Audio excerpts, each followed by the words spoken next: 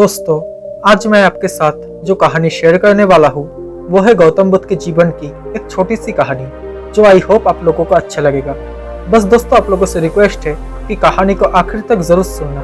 तो चलिए शुरू करते हैं। लेकिन शुरू करने से पहले अगर आप मेरे चैनल में नए हो तो प्लीज़ इस चैनल को सब्सक्राइब करके नोटिफिकेशन बेल आइकन को ऑन कर लेना, ताकि जब भी मैं ऐसा कोई वीडियो बनाऊँ तो सबसे पहले आप तक नोटिफिकेशन पहुँच जाए। तो चलिए दोस्तों, शुरू करते हैं। बहुत सालों पहले भारत में मगध नाम का एक राज्य था। वो राज्य बहुत ही संपन्न था। राज्य में एक सोनापुर नाम का गांव था, जहाँ के लोग अपना सारा काम दिन में किया करते थे, लेकिन रात होते ही सारे लोग अपने घर के अंदर चले जाते थे और कोई भी रात के समय अपने घरों से बाहर नहीं निकलता था। लोग ऐसा बस एक ही कारण से किया करते थे, और वो था अंगुलीमल। अंगुलीमल एक बहुत ही खतरनाक डाकू था, जो लोगों को लूटकर मार देता था।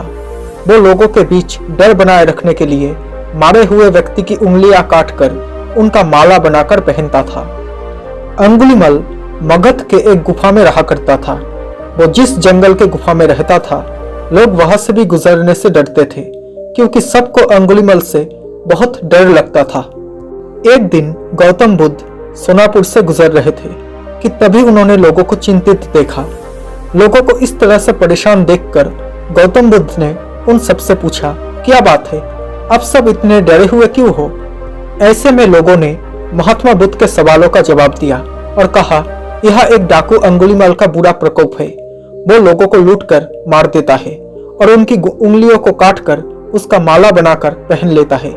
इसलिए हमारे गांव के लोग बेहद डरे हुए हैं।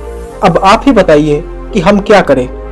तब महात्मा बुद्ध ने कहा कि अच्छा, ऐसी बात है, तो फिर वो अंगुलीमाल रहता कहाँ है? ऐसे में एक व्यक्ति सामने आया और महात्मा बुद्ध को बोला, वो जंगलों में रहता है।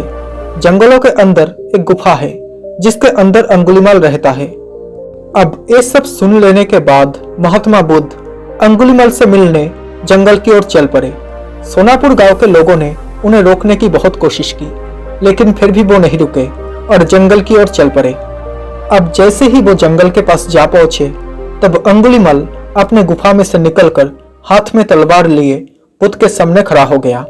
गौतम बुद्ध ने अंगुलीमाल को देखकर भी अनदेखा किया और आगे बढ़ चले। ये देखकर अंगुलीमाल बुद्ध का पीछा करने लगा।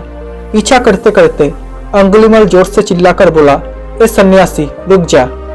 ये सुनकर महात्मा बुद्ध ने कहा, मैं तो रुक गया, तुम कब रुकोगे? तुम अपनी हिंसा कब बंद करोगे? ये सुनकर अंगुलीमाल क्रोधित हो गया और उसने गौतम बुद्ध से कहा, सन्यासी, तू मुझे नहीं जानता, मैं इस राज्य का सबसे शक्तिशाली मनुष्य हूँ। तब गौतम बुद्ध ने कहा, मैं नहीं मानता कि तुम सबसे शक्तिशाली मनुष्य हो।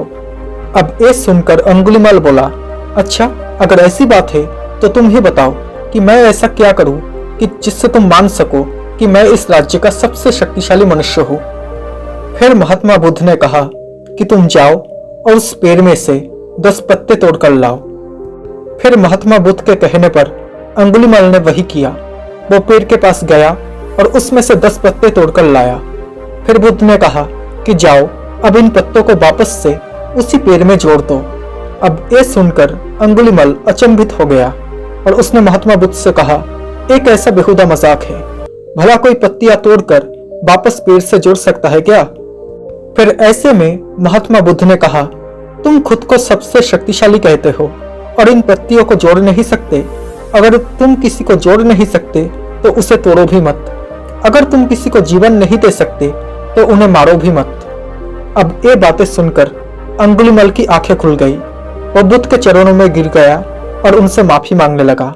इसके बाद से अंगुलीमाल बुरे काम करना छोड़ दिया और वो महात्मा बुद्ध का शिष्य बन गया।